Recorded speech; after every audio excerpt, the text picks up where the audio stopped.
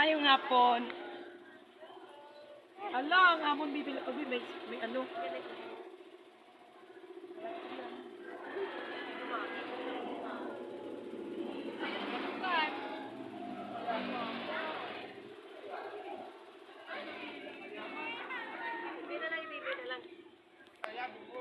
Ito yung lamisan niya. Ito yung mesa.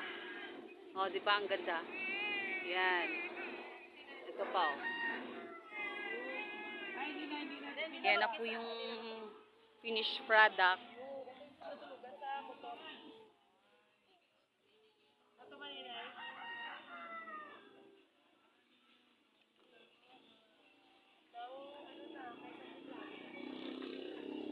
Ano?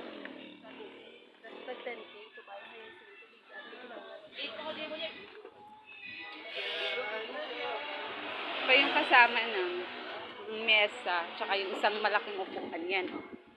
Ayan. Dali finished product na po to. I-deliver na naman po to. Ayan. Oh. Ayan. Yung mga dragon. Yung dragon na upuan. Ganda niya na tingnan.